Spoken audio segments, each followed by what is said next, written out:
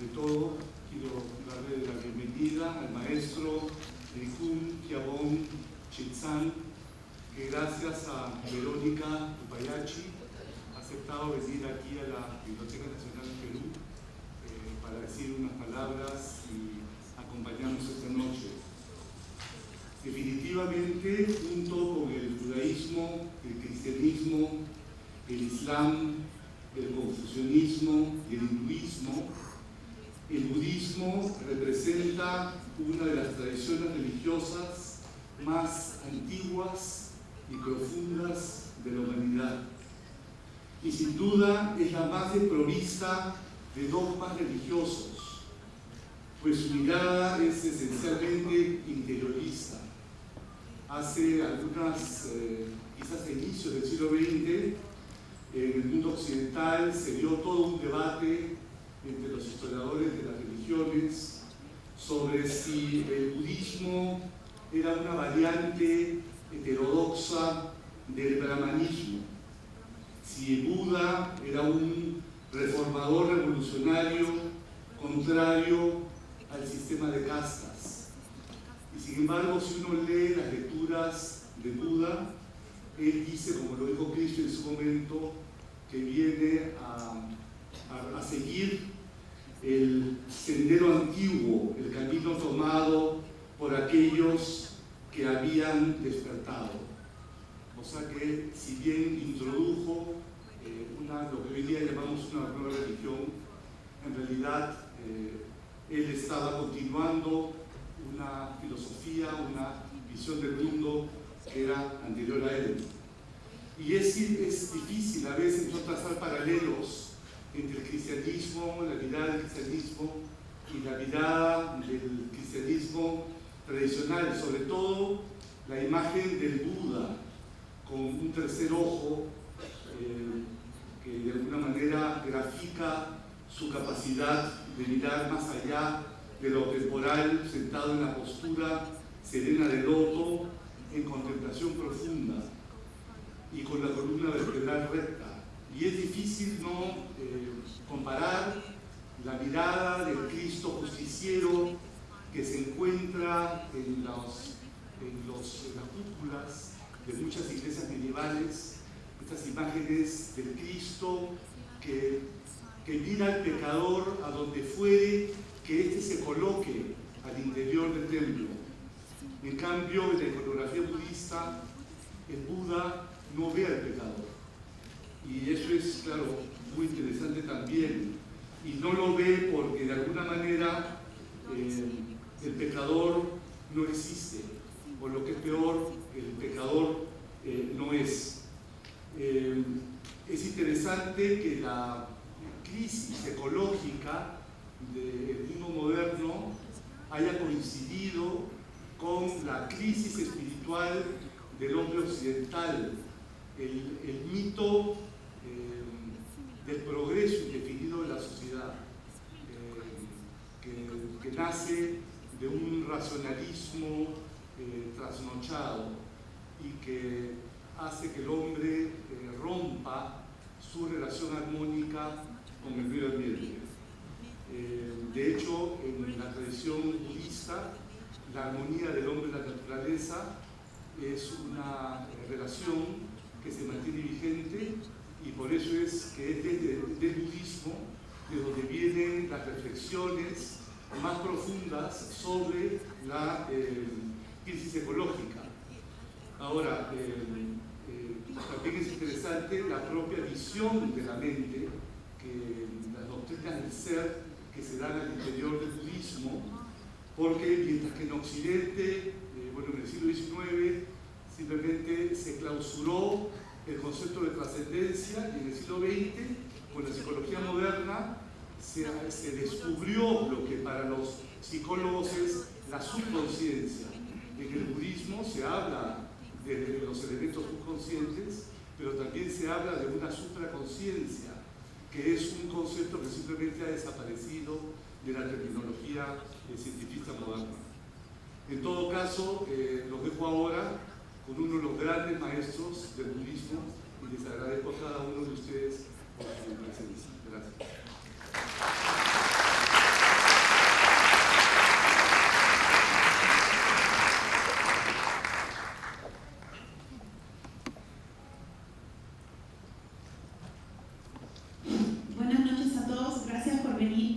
Gracias al doctor Ramón Mujica, el director de la Biblioteca Nacional, por sus grandiosas palabras. Y bueno, la Escuela Drikung Kyabgon de Cusco, junto con las escuelas Drikung Lima, se complacen en recibir por tercera vez a su santidad Drikung Kyabgon Chetsang, uno de los líderes budistas más importantes del mundo, por su compromiso con la educación, las investigaciones históricas, la preservación cultural y los proyectos de desarrollo ecológico y social sostenible de los Himalayas. Recientemente inauguró el proyecto Go Green, Go Organic, que promueve la forestación y agricultura sostenible en una remota zona de los Himalayas, así como el proyecto del Ice Stupa, tecnología de siembra y cosecha de agua.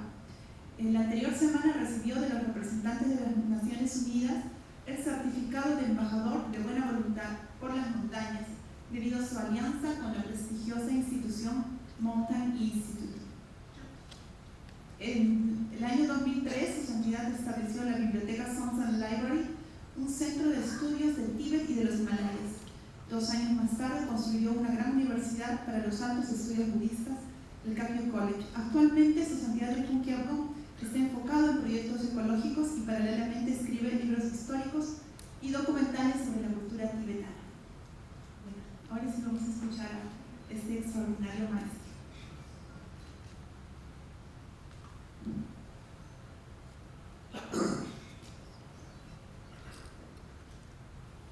Good evening. I'm very happy to be here tonight in the National Museum Library. This evening we have a discussion something the Buddhism in the global perspective subject. So I'm very happy here to be in Peru. This is here my second time, and Cusco will be a third time. So here myself also born Tibet, live in the mountain region, grow in the mountain, and many culture, very similar in Peru. So there will be some home, So I'm very happy about looking for Cusco. Tomorrow, on Monday, we do there. So tonight we are talking about this Buddhism in the global perspective. I think Buddhism is very, from the thinking, from the philosophy also, we are this physical world, what we call nerve, that is a container. And then the being is the content. So this two is very, very connected. Without container, they cannot be in place in the content, being, so on, So this is the basically thinking on these things. And also, Vajrayana Buddhism, there are a lot of subjects talking about whatever we physical things in the outside world have these things. Like outside world, many the forests, plants, those is our like hair and body. Of course, there's the 4 elements in the environment, and our also 4 elements. We the bone and the flesh is earth, and blood is the water, and then we heat is the fire, the breathing is the wind. So this all this is the basic structure of this planet and living beings. And then the Vajrayana, they talk about then our the father's seed, that is the moon, and the mother seed, blood, these things, so these things is the sun. So many father, many detail also channels outside many things world we have. It's very connected. So without this outside planet, so we cannot live. So it's very connected together. So this is very important we look for global perspective.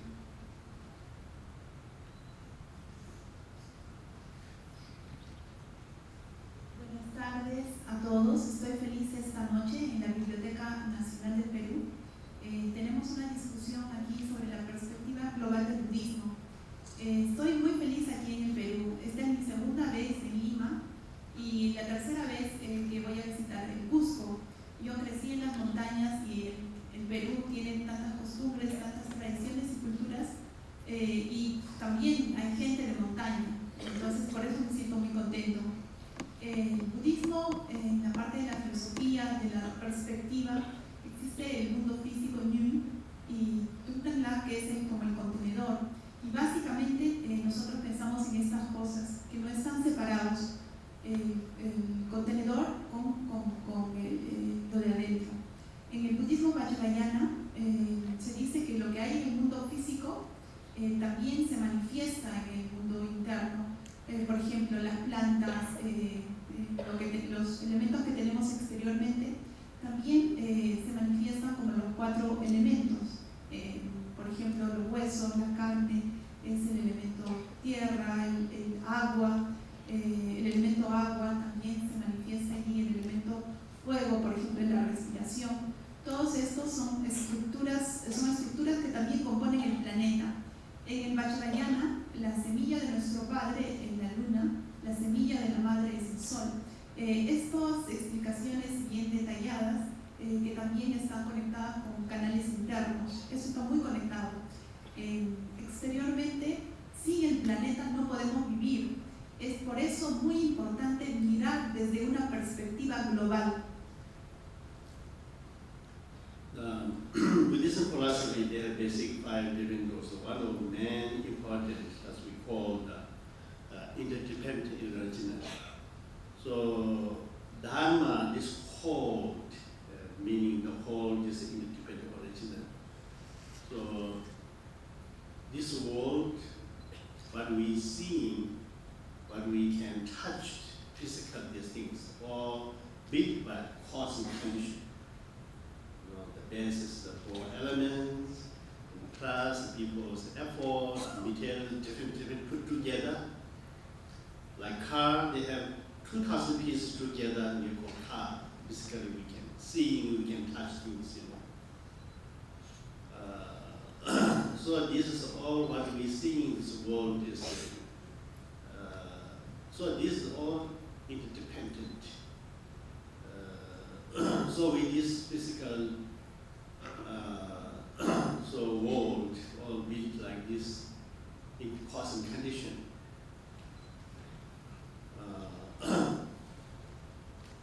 So then nature of this condition, then cannot see. We can see that this 2,000 pieces of the car, we can take out piece of it. So where is the car? You can point it, you cannot point it anymore, right? So this we call emptiness. So the form is emptiness, emptiness form. So this touch the same, so that is things. So in that sense, we, in this world, very important we care, if we don't care sufficient, and then now look at why we have a very bad this natural disaster. It never had been in the last 10 years we see, never had been these challenges in human history. So everywhere, I don't have to explain, everyone knows about these things. This is all caused by how they become like this. This is caused by people. People don't care in the world, only care yourself. Too selfish. You have to make so much money, only thinking this life, never thinking in your ancestors. Only in this time, moment, you make how much money, never to take care of people's environment, and people's health. So this is a big challenge, a big problem, So nobody here, nobody in the world, we don't want to destroy. You have to die all together, suicide. Nobody wants. So now, only way that we, everybody together have to build better our future, better our life, health. This is more important in present our life.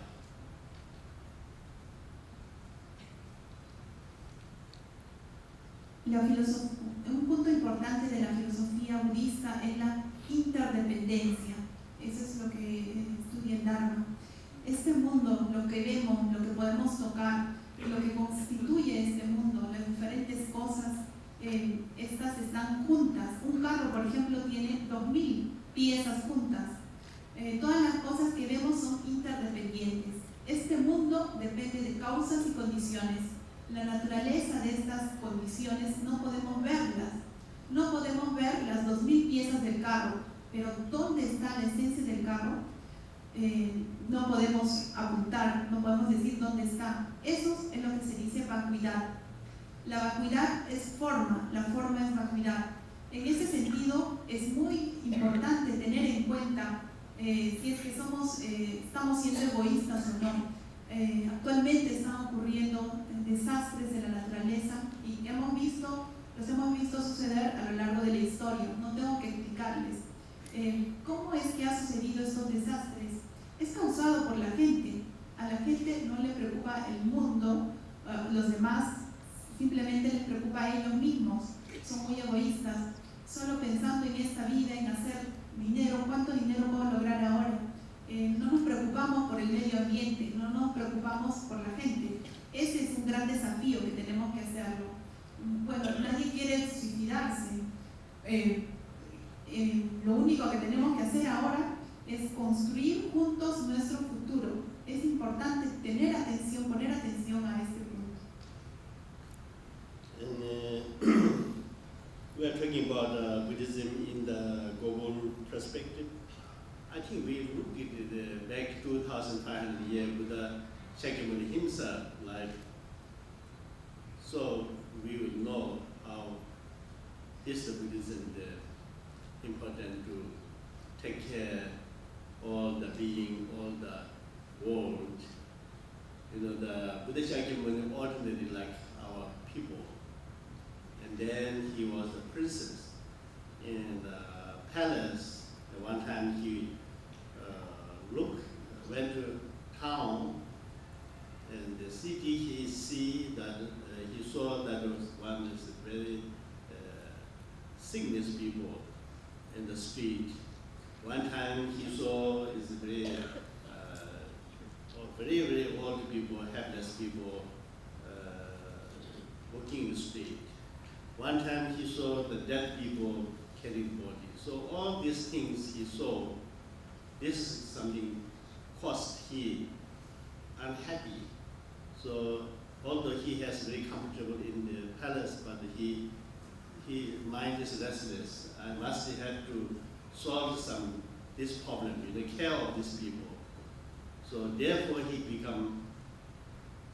give up his palace, and then he become a solitary. 6 years in the forest, he did these things. So this is he cared for the other people. Love and compassion, this power. So he cannot stay there, he have to do something. So therefore he become a practice in enlightenment. So this is the started. So we have to follow his things, we have to care for all the beings, care for other people. We call the other people, that's a Buddhist name, Buddhijita. So that means have care of other people. So care other people, the contents is being, we have to care of this linked with all the environment. Also have to do.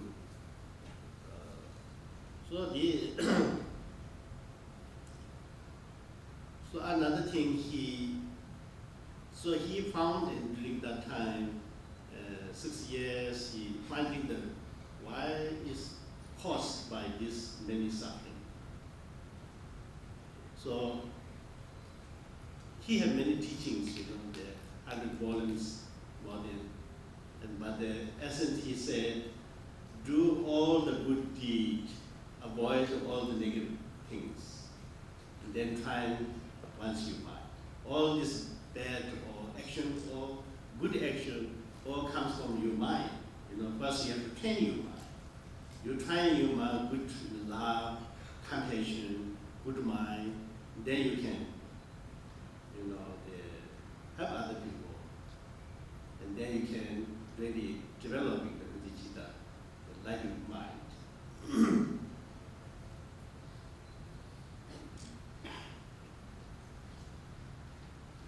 Estamos hablando del budismo en una perspectiva global.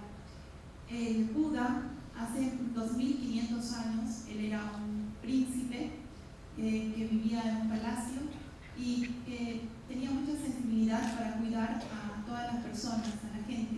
Él quería a las personas ordinarias. Una vez salió de su palacio y fue al pueblo y vio a gente enferma. Otra vez vio a una persona muy mayor, una persona vieja, luego vio a un muerto. Él vio todas esas cosas y se sintió infeliz. Y aunque estaba muy confortable en su palacio, sin embargo no tenía paz, no tenía descanso mental. Entonces él renunció a su palacio y se fue 6 años a meditar en solitario en la selva. Y además cuidó a otras personas, generó amor y compasión. Ese era su poder y practicó hasta iluminarse. Por eso es que tenemos que también nosotros practicar y considerar a otras personas, cuidar a otras personas. La bodhicitta significa cuidar, preocuparse por otras personas y también por el medio ambiente. Él dio muchas enseñanzas, pero se puede resumir en que todo lo bueno, todo lo positivo hay que practicarlo, todo lo que es negativo hay que evitarlo y hay que entrenar o domesticar la mente. Las buenas y malas acciones provienen de la mente, entonces por eso tenemos que entrenar nuestra mente con compasión y amor y desarrollar la bodhicitta. The loving kindness and compassion mind is very, very important. I think this also, all the other religions, they are also basic and kindness mind. It's kind mind, happy with other people. So I think this is very important we have to develop. When we talk about the loving kindness, they have many ways to practice. You know what is loving kindness? We usually pray saying we wishing all the sentient beings, all the people, the happy and the cost of happy. That is the loving kindness. But this we just intellectual level understanding what is the term of the loving kindness. But we developing this kind of mind, but this is not meaning intellectually understand not enough. We have to develop inner. Your mind have to develop. In order to develop inner mind of loving kindness, first you important what is a real, pure loving kindness. One of our teachers said, well, when you see a lovely child, then you feel the loving kindness. So one mother have first birth of child, and this child in your hand, and the first time looking at the mother and smiling. Or then the mother is very happy, oh, my child now, they can smiling and show your relatives, families. And then this child will say, first, mom, oh, they're very happy, oh, now my child is speaking. And the moment of that, when the mother feels to this child, it's very lovely, very care of this kind of mind. That's the pure loving kindness. Not only this child, you have also have many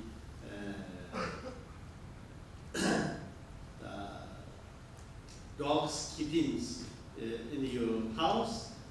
Those puppy and kittens, they're playing and what they're doing, acting, you feel very, happy in so kind of you, loving kind of feeling. So this first have identified this loving kindness, and then this develop. How to develop? First we need to develop all the sentient beings, all the beings not want to suffering, all the need to be happy. So we have to develop all the sentient beings in the world, but as we developing this is not one time, not easy. So we have to step by step. So you have to learn, practice this. Actually, you do meditating. This also have certain position. You have sit straight, and a little bit you face, a little bit smiling, and then you think all these things. And then you develop one person. Maybe this one person is very important in your life. Maybe you very difficult time he have to you. So you have very deeply appreciate and thinking. This person you first you think of this how he have. So you have developing great loving kindness through this person. And then you have to develop your other close relationships, relatives and other neighborhood, and then share with your city, your country, and the world, but step by step. So this we do developing with loving kindness and compassion too.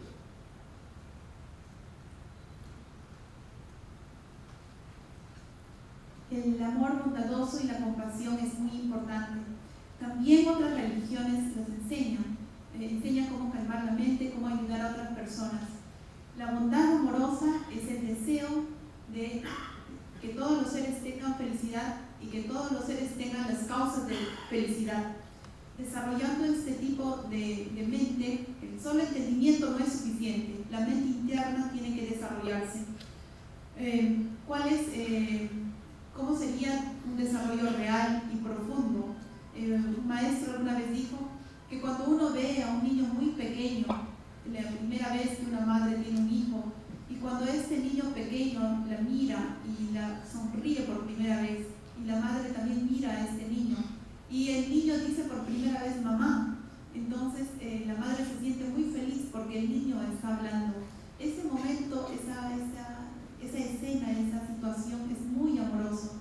Eso es pura bondad amorosa. Quizás no solamente con los niños, quizás tenemos mascotas, los perritos o los animalitos, y cuando están jugando, cuando vemos eso, nos sentimos muy felices. Ese sentimiento, esa es bondad amorosa. Entonces lo primero que tenemos que hacer es encontrar eso y desarrollarlo. Nosotros necesitamos desarrollar la bondad amorosa con todos, porque todos los seres no quieren sufrir, todos los seres quieren ser felices. Desarrollarlo una sola vez no es fácil, hay que hacerlo paso a paso. Quizás si una persona que nos ha ayudado en algún momento muy difícil, nosotros podemos ver a esa persona, desarrollar para esa persona la bondad amorosa, luego quizás con los familiares, pasamos a desarrollar bondad amorosa con la ciudad, con el país, y así es un proceso que vamos a desarrollar compasión y bondad amorosa, ambos. The loving kindness is very, very important because this is the main important mind as you bring your happiness. If you have a mind, you have this happiness, this loving kindness mind, and you practice well, you have this mind, and you go to your society, you have many friends. You have very good get along with your colleagues and your staffs, everybody. And you and his family also very happy. Someone have very strong loving kindness. You near them. This is mind power is very strong. So if you have practiced very loving kindness, compassion, your family will be very harmony, happy, and your neighborhood will get along, and your society will be